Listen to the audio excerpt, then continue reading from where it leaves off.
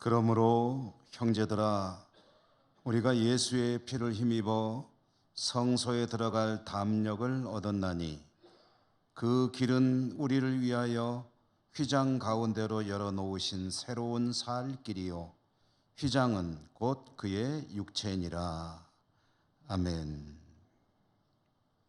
자비로우신 하나님 아버지, 2023년도 한 해를 마무리 짓는 마지막 날, 마지막 주일, 오늘도 저희들이 하나님을 예배할 수 있으니 참으로 감사합니다. 저희들 삶의 모든 것이 하나님의 은총임을 고백하며 예배 드립니다. 우리 예배를 받아 주시옵소서. 예수님 이름으로 기원하옵나이다. 아멘. 1장 찬송입니다.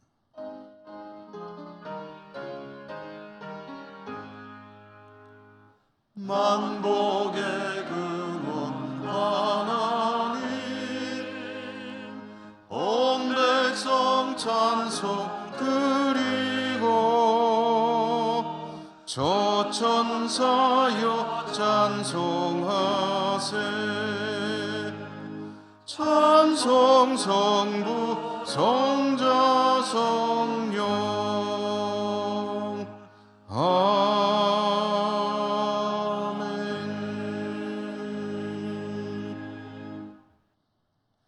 고백의 기도를 드립니다. 거룩하신 하나님, 금년도 마지막 날, 마지막 주일, 저희들이 하나님을 예배하는 자리에 서서 지나온 한 해의 삶을 돌아봅니다. 많은 일들이 있었습니다. 전쟁과 질병, 자연재해, 극심한 경제불황, 이러한 어려운 삶의 환경 속에서도 저희들이 살아올 수 있었던 것은 전적으로 하나님의 은혜임을 고백합니다. 그러나 저희들은 하나님께서 원하시고 기대하시는 바 하나님의 나라와 의를 구하는 일에는 부족할 때가 많았음도 고백합니다. 하나님을 예배하고 믿음으로 시련을 극복하고 감사하며 복음을 전하며 사는 일, 하나님의 나라와 의를 추구하는 일에는 모자람이 너무 많았습니다. 하나님께 감사를 드리기보다는 불편한 마음으로 살았을 때도 있었음도 고백합니다. 저희들의 이 모든 부족함을 불쌍히 여기시고 용서해 주시옵소서. 이 시간에 계속해서 주님과 저희들 자신만이 아는 모든 은밀한 죄와 허물들 침묵하며 고백합니다.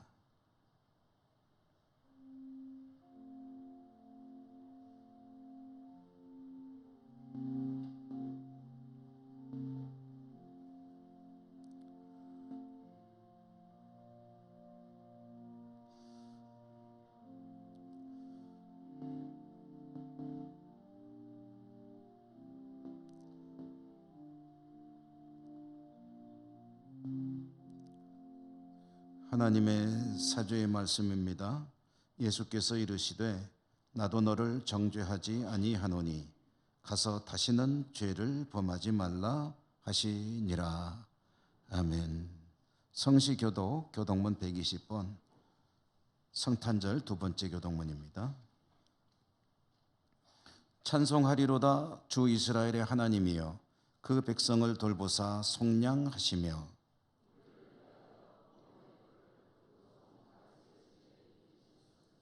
이것은 주께서 예로부터 거룩한 선지자의 입으로 말씀하신 바와 같이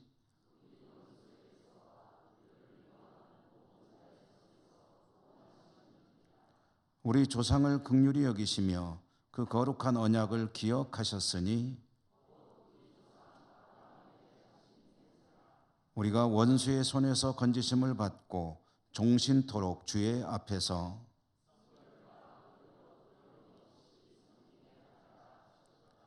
이는 우리 하나님의 긍휼로 인함이라.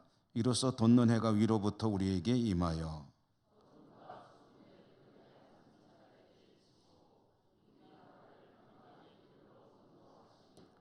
그러므로 주께서 친히 징조를 너희에게 주실 것이라.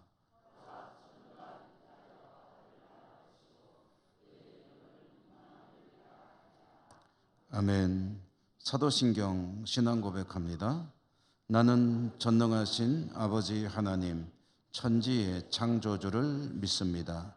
나는 그의 유일하신 아들 우리 주 예수 그리스도를 믿습니다. 그는 성령으로 잉태되어 동정녀 마리아에게서 나시고 본디오 빌라도에게 고난을 받아 십자가에 못 박혀 죽으시고 장사된 지 사흘 만에 죽은 자 가운데서 다시 살아나셨으며 하늘에 오르시어 전능하신 아버지 하나님 우편에 앉아 계시다가 거기로부터 살아있는 자와 죽은 자를 심판하러 오십니다. 나는 성령을 믿으며 거룩한 공교회와 성도의 교제와 죄를 용서받는 것과 몸의 부활과 영생을 믿습니다. 아멘. 96장 찬송가입니다.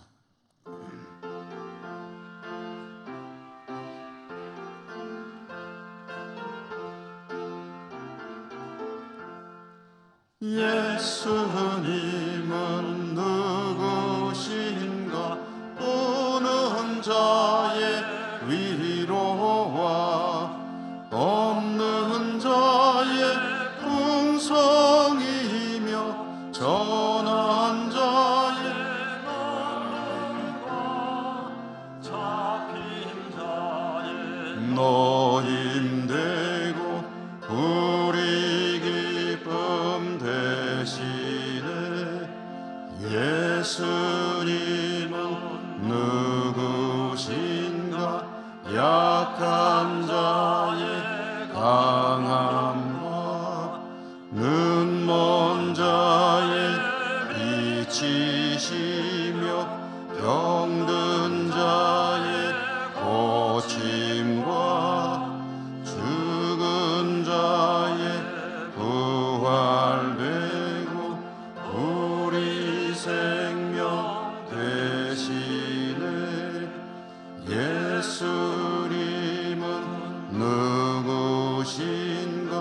주한 자의 정함과 죽을 자의 생명이며 죄인들의 중보와 멸망자의 구원되고 우리 평화 대신에 예수님은 누구신가? 온 교회의 머리와 온 세상의 구주시며 모든 왕의 왕이요 심판하실 주님 되고 우리 영광 되시네. 신상호 장로님 기도 인도하시겠습니다.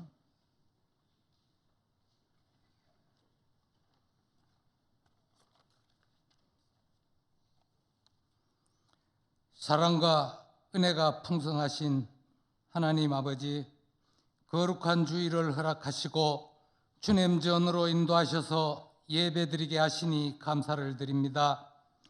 어둠 속에서 길을 잃고 살아가는 저희들에게 진리의 빛과 영원한 생명의 길로 인도하시니 더욱 감사를 드립니다. 온 마음과 정성을 다해 드리는 예배 기쁘게 받아 주시옵소서. 오늘은 23년도 마지막 주일입니다. 돌이켜보면 그 어느 해보다 국내외적으로 어려움이 많았습니다. 전쟁과 자연재해와 사고로 인하여 많은 생명들이 하나님을 모르는 채 희생되었습니다. 긍휼히 여겨 주시옵소서. 이런 것들을 볼 때 주님의 은혜가 아니고서는 잠시도 살아올 수 없었음을 고백합니다. 이제는 지나간 것들에 매이지 않게 하시고 하나님께서 부어주시는 사랑과 은혜로 새해를 맞이하는 성도님들 되게 하여 주시옵소서. 우리 예천교회는 말씀 중심의 교회, 진리의 빛을 비추는 교회, 지역사회의 선한 영향력을 나타내는 교회가 되게 하시며 속해 있는 건속들 추워진 날씨에 건강 지켜주시고 질병으로 고통받는 자와 마음의 상처로 고통받는 자들 있사오니 치유의 은혜가 있게 하시고 가정과 직장과 사업처 위에도 하늘의 신령한 복과 땅의 기름진 복으로 채워 주시옵소서. 연로하신 성도님들의 건강도 지켜주시고 복된 삶으로 인도하시며 여러 모양으로 흩어져 살고 있는 가족들도 주께서 안보하여 주시옵소서. 우리 대한민국의 정치, 경제, 사회, 문화 모든 어려움은 주님께서 풀어주시고 위정자들은 민생을 잘 보살필 수 있도록 지혜를 더하여 주시옵소서. 저 북녘 땅을 긍휼히 여기시고 하루속히 남북이 통일되어 주님께 영광 돌리는 민족이 되게 하옵소서. 단에 서신 목사님 능력을 다하셔서 우리들의 영혼이 솟아게 하는 생명의 말씀으로 인도하는 시간 되게 하시며 영육간의 강건함도 허락하여 주시옵소서. 찬양되어 찬양도 연락하여 주시고 예배를 돕는 손길, 성전 곳곳에서 봉사하는 손길, 온 성도님들의 정성을 기쁘게 받아주시고 한량없는 은혜를 베푸시사 기쁨으로 충성 봉사하는 저희들 되게 하시며 오늘 또 예배 시종을 주님께 맡기옵고 예수님 이름으로 기도드립니다.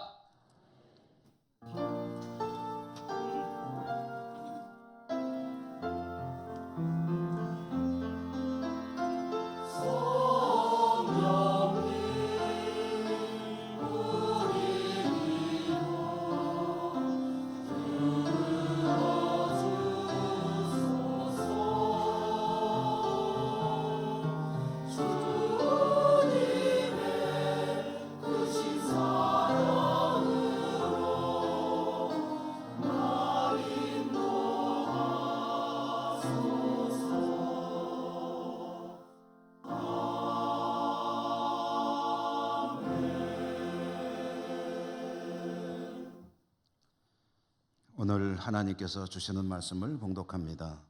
신약성경 누가복음 2장 22절에서 24절까지입니다.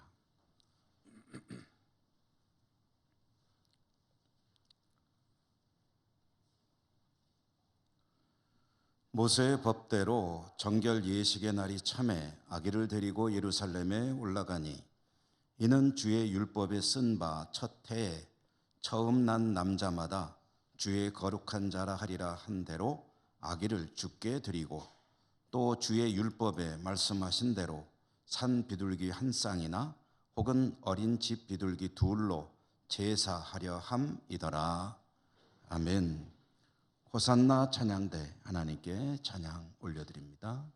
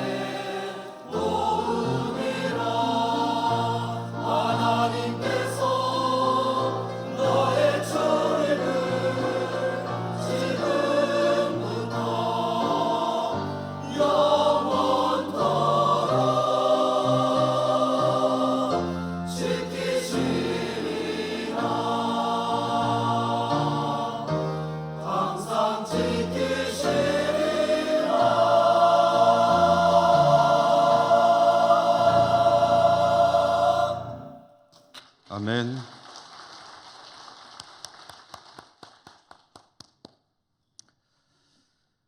하나님을 예배하는 여러분들 진심으로 축복합니다.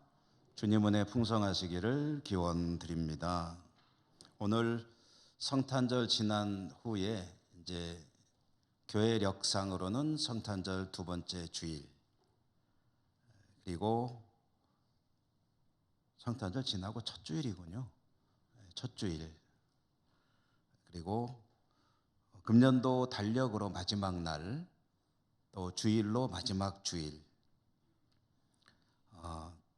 그런 의미에서 좀 특별한 날인 것 같습니다. 은혜 풍성하시기를 기원드립니다. 주님께서 탄생하시고 8일째 되는 날, 8일째 되는 날 할례를 받으셨습니다. 유대인 남자들은요, 태어나면 8일째 되는 날 할례를 받도록 율법에 그렇게 되어 있습니다. 이름도 지었습니다. 천사가 예고해 주었죠. 이름을 예수라 하라. 그래서 예수라는 이름을 갖게 되었습니다. 율법에 의하면 산모, 아이를 출산한 산모는 7일간 부정한 것으로 여겨집니다. 그것은 아마 생리적으로는 이제 출산을 위해서 여러 가지로 하다 보니 어떤 신체적으로 변화가 있게 되고 또 생리적인 그런 면들을 부정한 것으로 여기던 시대이기 때문에 7일간의 일종의 이제 정결을 위한 준비 기간이 필요하다 하는 의미에서 7일간 부정하게 여겨졌고요. 그 뒤에는 7일만 끝나면 다 되는 게 아니고 또 33일간의 정결을 위한 기간이 요구되었습니다. 이것은 이제 보통 산혈이 깨끗해지는 기간이다 해서 총 더하면 40일간, 그러니까 여성이 출산을 하게 되면 40일간의 정결을 위한 기간이 있어야 되고, 그 기간이 지나면 이제 정상적인 활동이 가능해지게 되는 겁니다. 근데 이것은 이제 아들을 낳을 경우에 40일간의 정결 기간이 필요하고, 이제 여아를 출산했을 경우에는 좀 얘기가 달라집니다. 어떻게 되냐면 정확히 2배를 지나도록 되어 있습니다. 그러니까 14일간의 정결 기간이 필요하고 또 66일간의 또 산혈을 정결케 하는 기간이 필요하다. 총 80일이 지나야 정결해진다. 이 율법에 정해져 있는 바입니다. 왜 그렇게 정해냈는지를 이유는 알 수 없습니다. 딸 낳은 게 뭐 죄냐?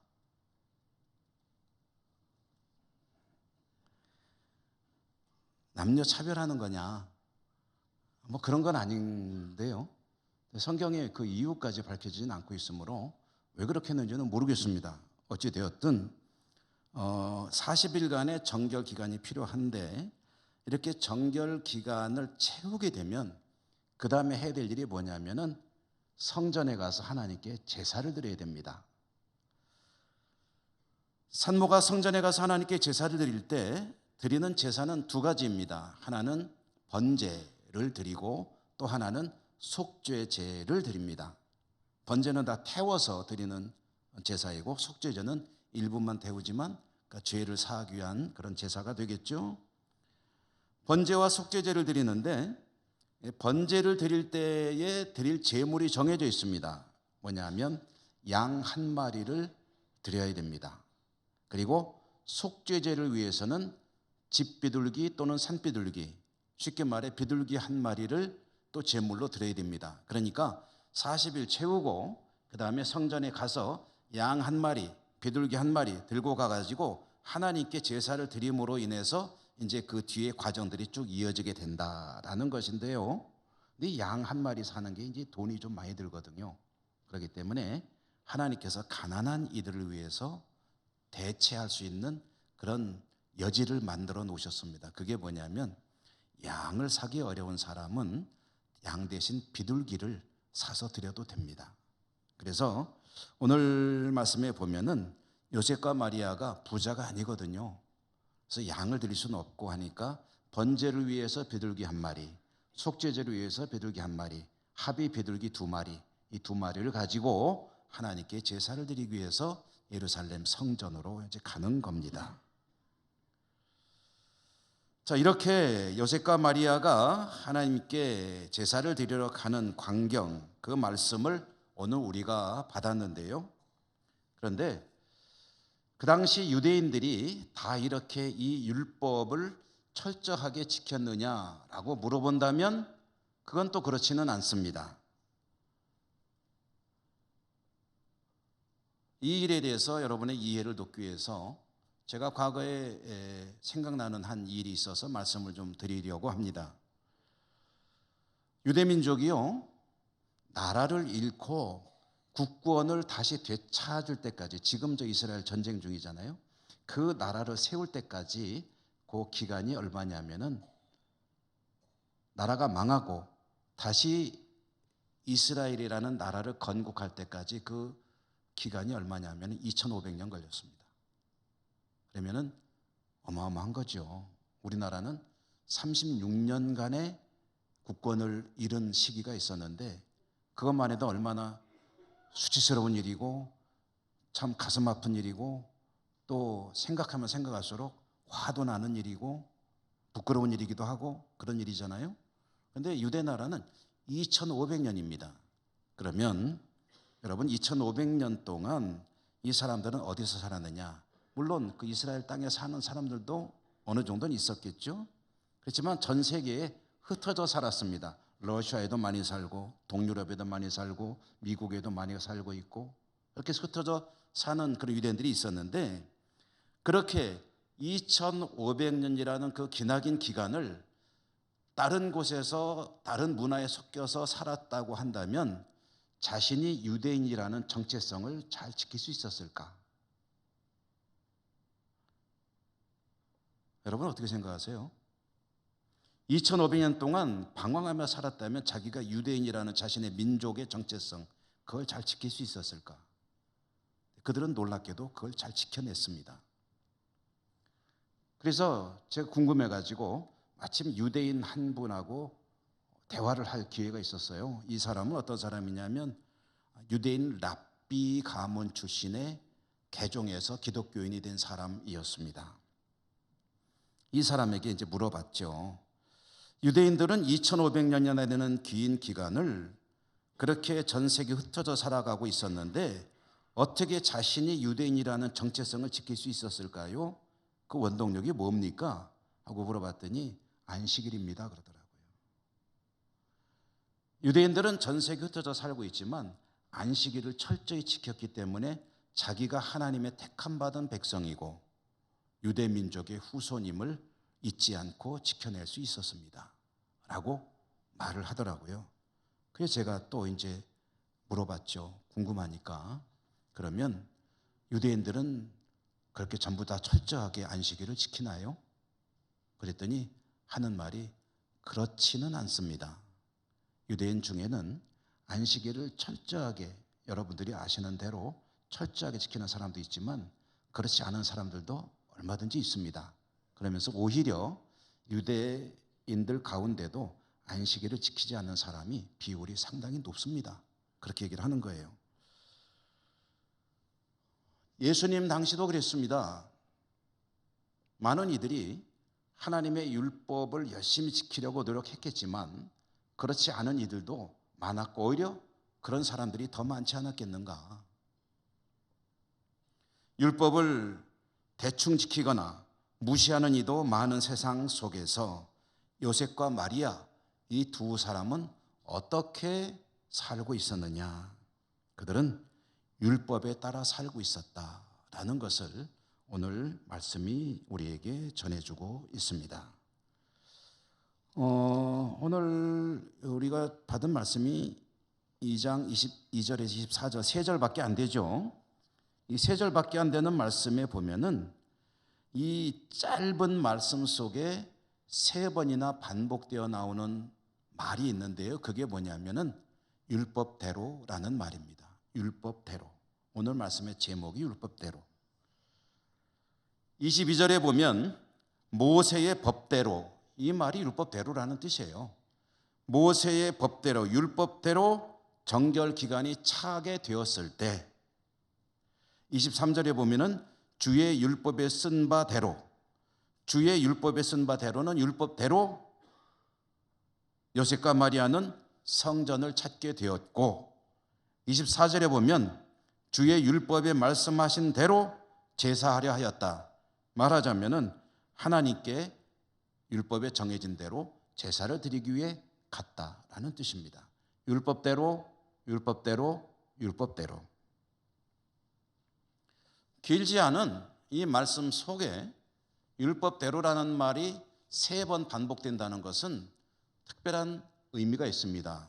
여러분, 누가복음은 누가 썼습니까? 너무 어려운 질문을 드려서 죄송합니다. 누가복음은 누가 썼습니까? 네, 다 아시는군요. 누가가 썼는데, 그런데 누가가 진정한 저자는 아니죠. 진정한 저자는 그 누가를 성령께서 감동하셔서 감동한 내용을 기록한 것이 누가복음 아니겠습니까? 그러면 하나님께서 누가를 감동하셔서 이 대목을 기록하게 하실 때 율법대로 율법대로 율법대로라는 말을 3번이나 반복하시며 강조한 이유가 있을 겁니다. 그렇지 않겠습니까? 어떤 뜻일까요? 뭐 어렵지 않죠. 예수님 당시 유대인들, 그때에 유대인들이 율법대로 다 철저히 살고 있었느냐? 그렇지 않다는 거예요. 그런 가운데서도 예수님의 육신의 부모인 요셉과 마리아, 이 2사람은 율법대로 철저하게 사는 경건한 하나님의 사람들이었다라는 것을 알려주려는 거죠. 여러분, 성탄은 하나님, 곧 하나님의 아들이 사람이 되어 이 땅에 오신 사건 아닙니까? 하나님의 입장에서 보면 하나님의 아들을 사람으로 이 땅에 보내시는 겁니다. 보내실 때 하나님께서 선택한 사람은, 여성은, 출산할 여성은 마리아였습니다. 마리아를 하나님 선택하셨죠. 이렇게 한번 질문을 해보죠. 왜 마리아였을까? 세계 인구의 절반은 여성입니다. 유대인들의 절반도 여성입니다. 그 많은 여성들 가운데 왜 마리아가 메시아의 육신의 어머니로 택함 받게 된 것일까? 왜 그랬을까요? 성경이 계시하는 몇 가지 이유들 가운데 이 부분이 참으로 중요한 내용이라고 할 수 있겠는데요. 천사가 찾아왔죠. 마리아여, 하나님께 내가 복을 받았도다.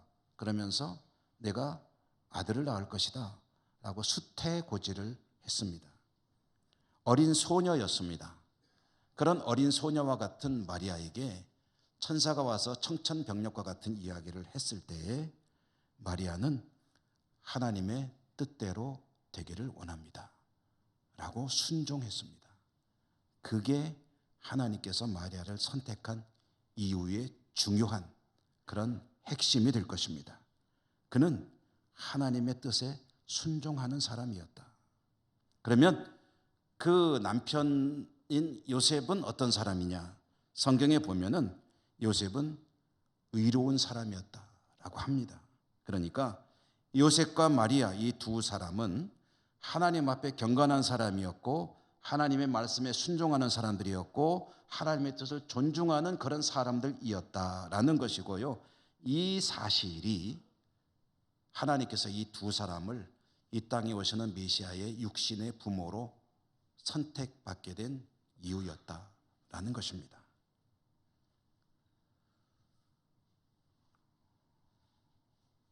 여러분, 몇 년 전에 성탄절에 예배를 드릴 때요, 제가 그런 주제로 말씀을 전한 적이 있어요. 뭐냐면은 예수님께서 이 땅에 오신 일, 성탄, 성육신 이 사건은 그 본질은 하나님의 낮아지심, 하나님의 겸손이다.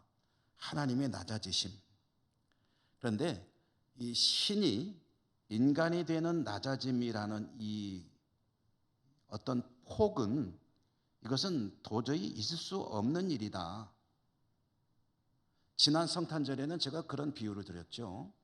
여러분, 우리가 정말 애완동물을 사랑하는 경우들이 있지 않습니까? 강아지도 사랑하고 그리고 고양이도 사랑하고 또 다양한 그런 애완동물들을 요즘 키우는 분들이 많으시죠. 여기도 많이 계시잖아요.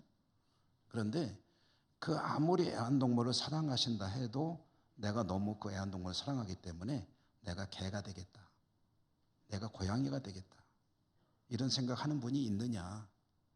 혹시 있으세요? 없으시죠? 그런 분 없습니다. 그런데 사람이 고양이가 되고 사람이 개가 되는 것보다 하나님이 인간이 되는 것이 그 가지는 그 폭이, 갭이 비교도 할 수 없이 크고 멉니다. 말하자면 인간이 사람이 어떤 동물이 되는 것보다도 비교도 할 수 없이 낮아지는 사건이 신이 인간이 되는 거예요. 본질적으로 다릅니다.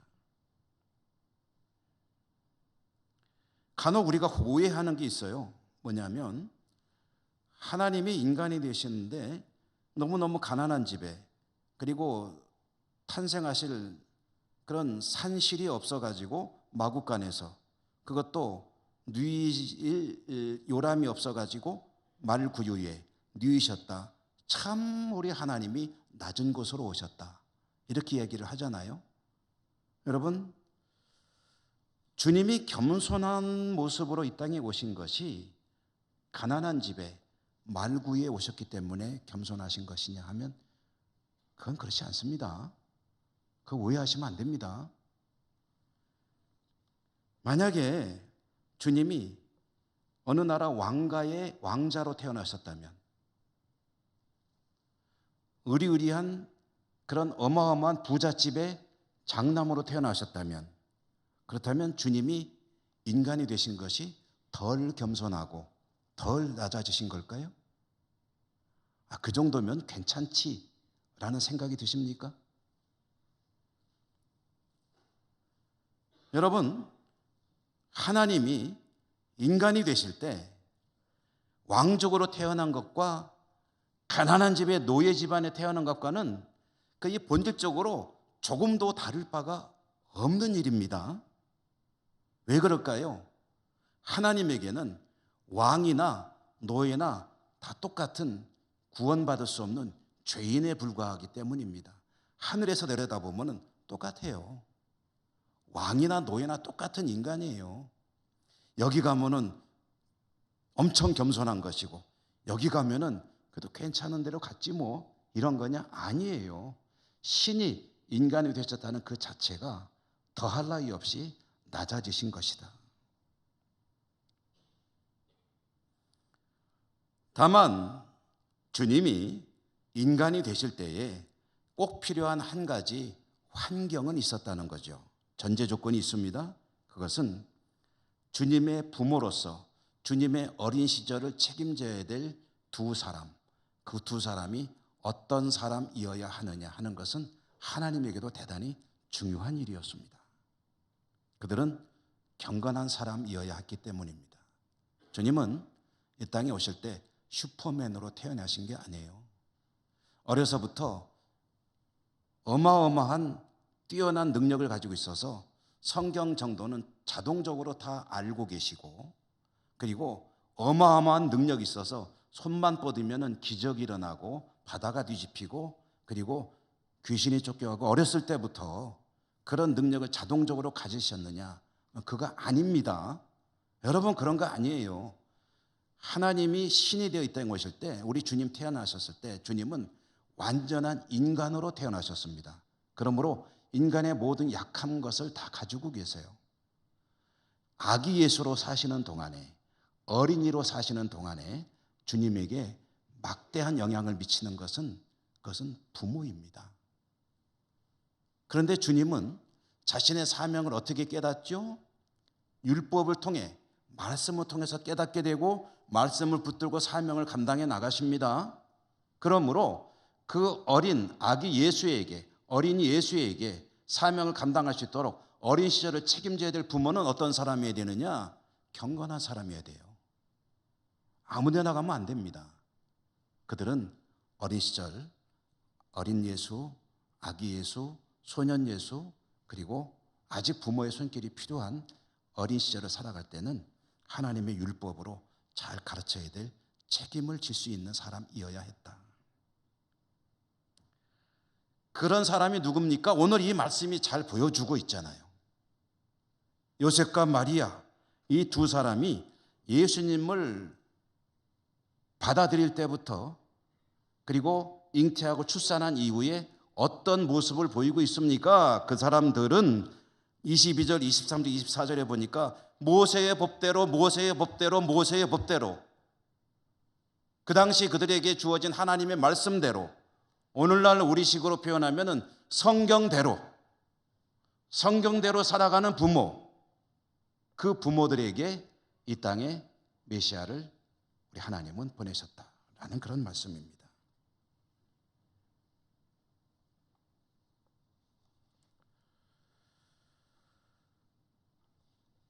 오늘 우리는 성탄절 지난 첫 주일에 하나님을 예배하고 있습니다. 오늘은 금년의 마지막 주일이기도 하죠. 그래서 이 마지막 보내는 한 해를 보내는 날이 되면 우리는 한 해를 이제 돌아봅시다 이런 말을 많이 하죠. 저도 돌아봅니다. 아마 여러분들도 돌아보실 거예요. 여러분 금년 한 해 지나온 시간을 돌아보시면 어떠십니까? 잘 사셨습니까? 아니면 아쉬움이 많이 남아 있습니까? 괜찮은 한 해였습니까? 아니면은 힘겨운 한 해였습니까?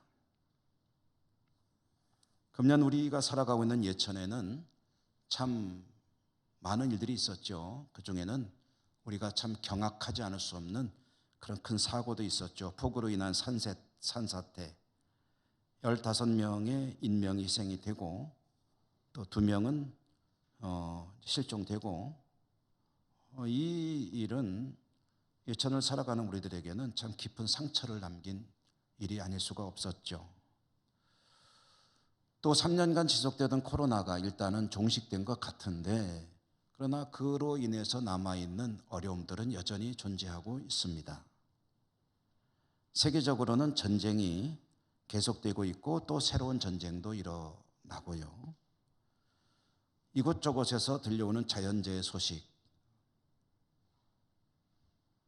또 환경의 변화에 대한 여러 가지 경고들, 북극에서 얼음이 녹고 있다, 남극에서도 그렇다, 지구온난화, 지구가 이대로 가면 얼마 후에는 인류가 멸망하게 될 것이다, 새로운 질병이 이제 찾아올 것이다, 이런 우리의 마음을 무겁게 하는 일들이 여전히 그런 소식들이 들려오고 있죠. 그렇게 살아온 한 해, 어쩌면 스스로에게 대견한 일도 있었을 것이고 가슴 아프거나 아쉬운 일도 많이 있었을 것입니다.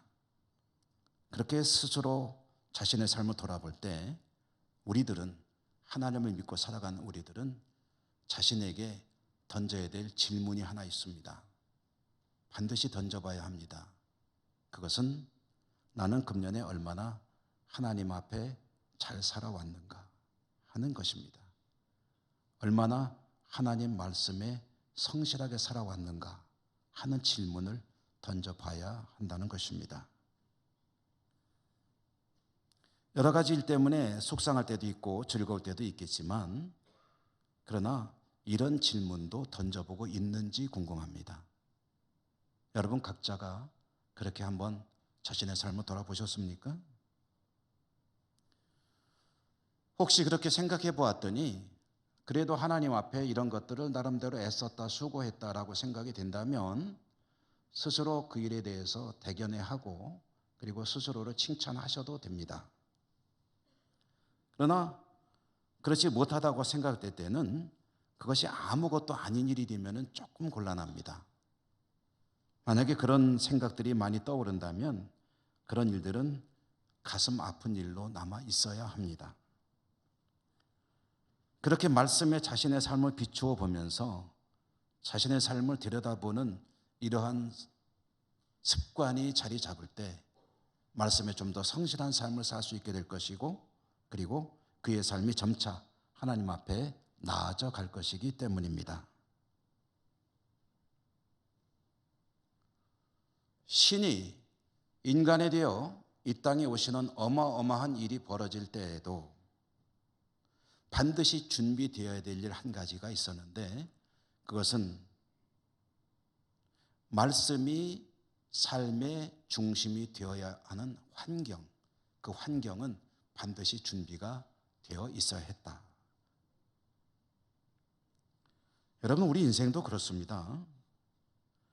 여러분이 하나님을 믿고 살아가시며 하나님 보시기에 즐거우시고 하나님 주시는 그 은혜와 은총, 축복 가운데 살기를 원하신다면 가장 먼저 힘써야 할 일, 그것은 말씀대로 사는 일에 집중하는 일입니다. 말씀대로 사는 게 조금은 막연해요. 구름 잡는 것 같아요 라는 생각이 드십니까? 한 가지 예를 들어서 이야기를 좀 드려보고 싶습니다.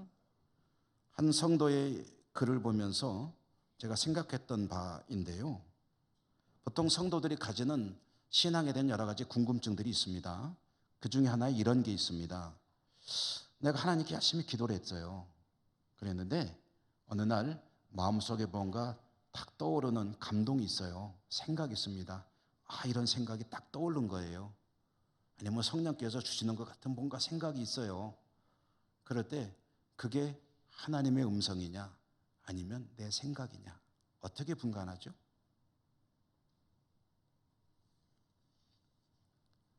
간혹 이런 분들도 계시죠. 하나님께 기도하는데 하나님이 나에게 말씀하셨어. 여차저차 하라고 하셨어. 하나님이 이렇게 하라고 하셨어. 저렇게 하라고 하셨어. 난 하나님 음성을 들었어. 그런 분들이 계신데 저는 그런 분들의 그 이야기들을 부정하지 않습니다. 부인하지도 않습니다. 얼마든지 그럴 수 있습니다. 왜 그러냐? 하나님께서 자신의 뜻을 밝히실 때는 방법에 제약이 없기 때문입니다. 하나님은 자유로우신 분이세요. 이거는 할 수 있고 이거는 못 하시는 분이 아니고 이거는 하시고 이거는 절대 안 하시는 분도 아니세요. 하나님은 자신의 뜻대로 얼마든지 자신의 뜻을 밝힐 수 있습니다. 그러므로 귀로 똑똑히 하나님의 음성을 들었다? 그럴 수 있습니다. 마음에 막 음성이 들려왔다? 그럴 수 있습니다. 그런데 저는 지금까지 그런 경험을 못 해봤습니다. 제 마음속에 하나님의 음성이 들려온 적이 한 번도 없습니다. 귀로 들어본 적도 없습니다. 동굴 속에서 울려 퍼지는 음성으로 김 목사 야우 야우 야우 야우 야우 해가지고 들려오는 소리 들은 적 없어요.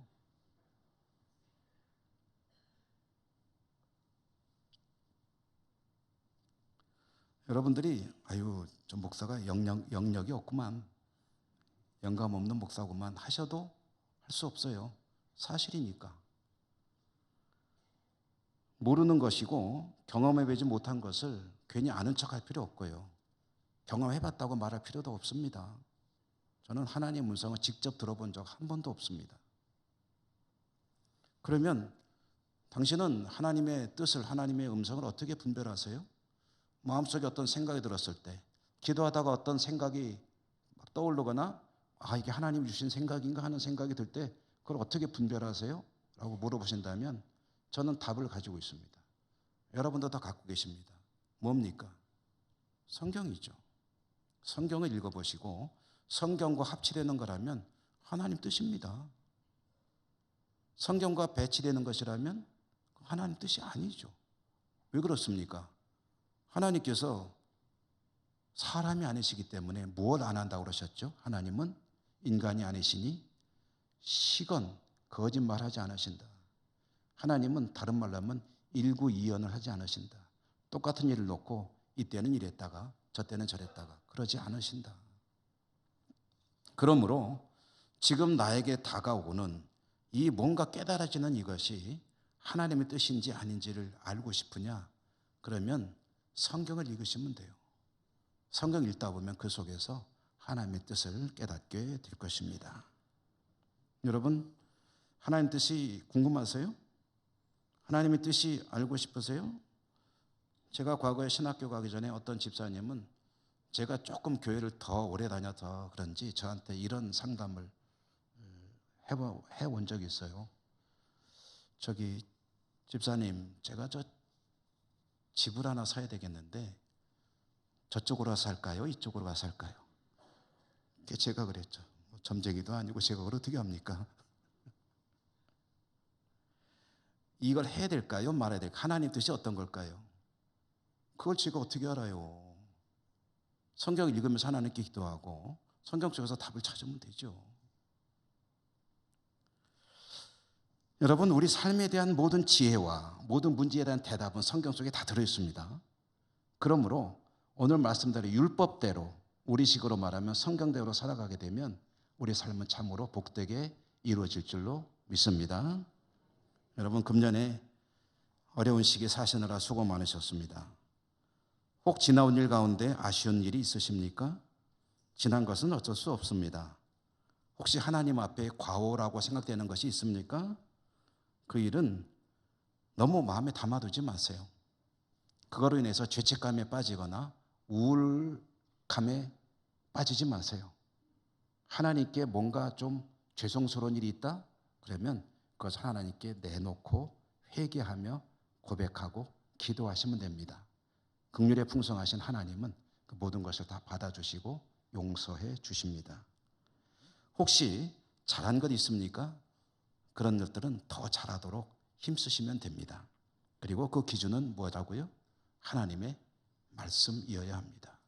우리에게 주신 하나님 말씀대로 우리의 삶을 들여다보고 그리고 생각해보고 말씀에 더 맞춰나가기를 다짐할 때 하나님께서 우리 모두의 삶을 더욱 축복하실 것입니다. 그 은혜가 풍성하시기를 주님 이름으로 축원합니다. 은혜로우신 하나님 감사합니다. 금년도 하나님 은혜로 살았습니다. 마지막 주일을 보내며 성경대로 살아왔나 삶을 돌아다보고 또 성경대로 살 것을 다짐도 해봅니다. 성령님 도와주시고 하나님 보시기에 더 복된 저희 모두가 되게 하여 주시옵소서. 예수님 이름으로 감사하고 기도드립니다. 아멘. 315장 찬송하시며 봉헌하시겠습니다.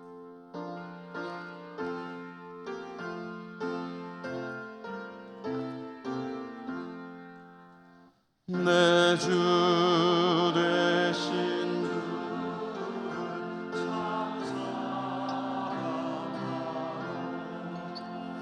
곧 그에게 죄를 다 고합니다.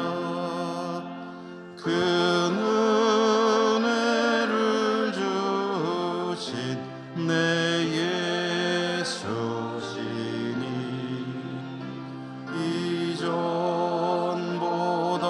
이전보다도 사랑합니다. 주 날 사랑하사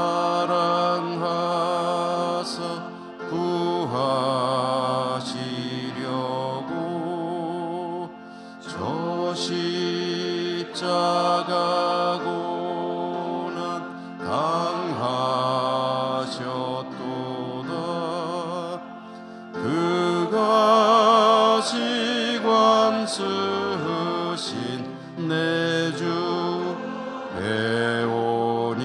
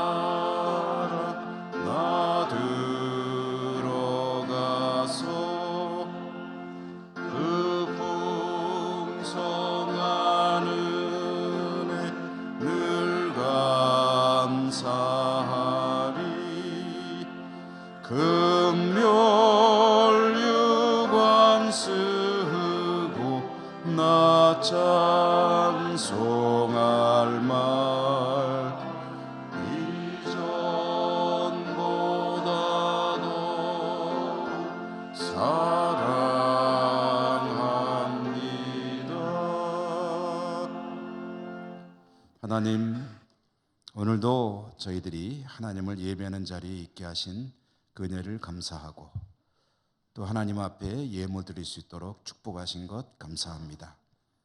금년도를 보내는 마지막 주일, 모든 것이 하나님의 은혜임을 고백하며 또 혹여라도 말씀에 성실하지 못한 것 있다면 하나님의 긍휼과 자비를 구합니다. 하나님, 더욱더 성강에 성실한 삶으로 하나님께는 기쁨이 되고 하나님께 베푸시는 온갖 축복 가운데 살아가는 저희 모두가 될 수 있도록 은혜 더하여 주시옵소서. 우리 예물을 기쁘게 받아 주시옵소서. 예수님 이름으로 감사하고 기도드립니다. 아멘.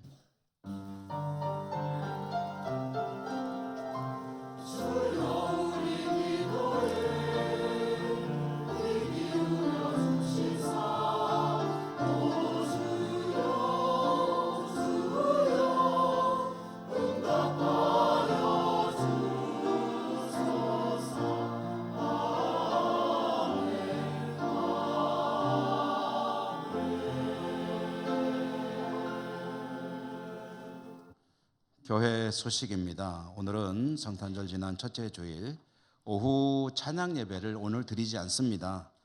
그 대신 송구영신 예배가 있습니다. 송구영신 예배가 11시 본당에서 있게 되고요. 그리고 성찬도 받고 말씀 카드도 받게 됩니다. 그러므로 오후 찬양 예배를 드리지 않고 그리고 오후 중식도 제공되지 않는 것을 우리 교우들이 양해해 주시기 바랍니다. 오늘만 그렇게 운영을 하도록 하겠습니다. 송구영신 예배와 신년 예배 시에 하나님께 감사 예물을 드리시는 분들은 별도로 준비된 헌금 봉투를 활용해 주시기 바랍니다. 그 봉투에는 새해에 하나님 이렇게 기도합니다. 한 해 동안 힘쓸 기도 제목들을 기록해서 내도록 되어 있습니다. 하나님께서 그 기도 제목도 받으시리라 믿고요. 그렇게 제출된 기도 제목들은 정리해서 교역자들이 한 해 동안 우리 교우들을 위해서 기도하는 기도 제목으로 삼을 것입니다. 다음 주일이 신년감사주일. 신년감사주일이 되면 우리는 매년 오후 예배 때 지역장, 구역장 파송 예배를 드리죠. 그래서 새해에 지역장, 구역장으로 임명되신 분들은 한 분도 빠짐없이 참석해 주시기 바라고요. 2024년도부터 이제 몇 가지 변경되는 것들이 있습니다. 그 중에 한 가지를 우선 알려드리면 그동안 새벽 기도회가 월화수목금 토요일 쉬고 주일 이렇게 드렸죠. 토요일 쉬는 이유는 심야 기도회가 있었기 때문에 그렇게 했는데 심야 기도회를 다시 하는 것은 조금 보류했습니다. 그거는 앞으로 당회가 심사숙고해서 결정하게 될 것이고 그때까지는 토요일 새벽 기도를 다시 드립니다. 토요일 새벽 기도를 새해부터. 그런데 이제 주일날은 온종일 교회에 계시는 분들이 많으시기 때문에 주일날은 새벽 기도를 하지 않도록 하겠습니다. 그런데 새벽 기도회는 하지 않지만 그래도 나는 교회 가서 기도하고 싶다 하신 분들은 오셔서 하시면 됩니다. 정기당회가 오는 주일 오늘 2부 예배 후에 있겠고요. 재직회는 다음 주에 있겠는데 재직회에서는 작년도 그러니까 금년도 결산을 다루게 되겠습니다.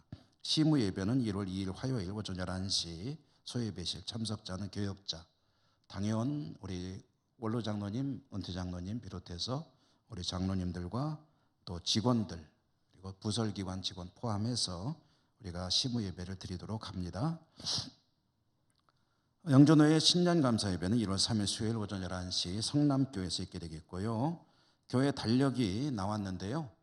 일단은 교회 달력을 구역장님들이 좀 수고해 주십시오. 구역장님들이 조금 이제 인쇄가 달력 만드는 회사에서 사정이 있어가지고 조금 이제 다른 때보다 지체가 됐는데 우리 구역장님들이 구역시구도 한번 찾아볼 겸해서 달력을 좀 배부해 주시는 수고를 해 주시고 너무너무 먼 데 사시는 분들은 뭐 얘기하시고 한 번씩 가져가셔도 되겠죠. 그렇지만 우리 대여 교우들은 구역장이 달력을 배부한다고 생각하시고 구역장님들은 배부에 힘써 주시면 고맙겠습니다.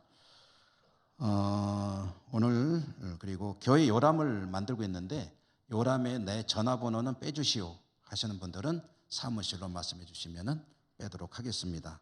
기부금 명세서 신청해 주시기 바라고요.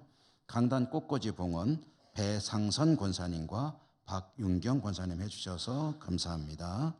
그리고 이제 우리 장진영 목사님 후임으로 구금선 전도사님이 부임하시게 됐습니다. 오늘 이제 정식으로 부임하시고 새해부터 장진영 목사님의 일들을 대체로 이제 승계하시게 될 텐데 정확한 거는 이제 오늘 당회를 하면서 결정을 하고 여러분에게 안내해 드리겠습니다. 앞으로 교회를 위해서 수고 많이 해 주십시오 하는 의미에서 우리 박수로 환영하도록 하겠습니다.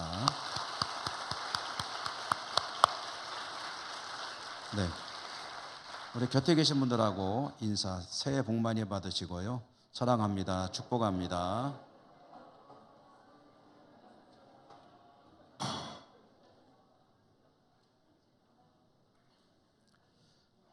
인사 다 하셨습니까?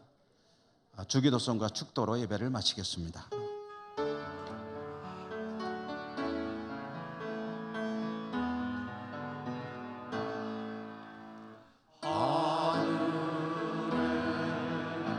계신 아버지 이름 거룩하사 주님 나라 임하시고 뜻이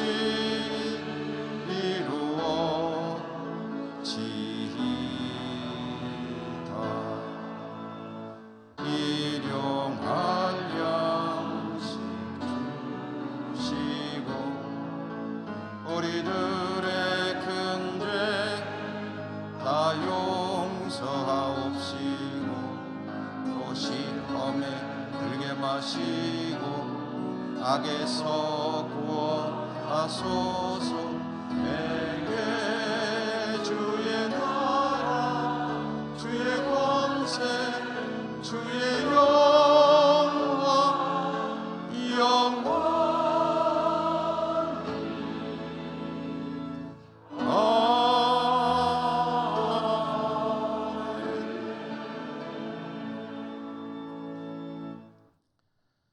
하나님을 예배하고 주의 백성들이 다시 삶의 자리로 나갑니다. 금년에도 하나님 은혜로 살았습니다. 이제 하나님께서 새해에도 함께 해주시고 저들의 삶을 축복하여 주시옵소서. 여러 곳에 흩어져 살아가는 우리 사랑하는 가족들에게도 하나님께서 복 내려 주시옵소서. 예수님 이름으로 감사하고 기도드립니다. 아멘. 주 예수 그리스도의 은혜와 하나님 사랑과 성령님 축복하심이 주의 백성들 머리머리 위에 저들이 살아갈 모든 삶의 형편들과 자리들 위에 항상 함께 하시옵기를 축원하옵나이다. 아멘.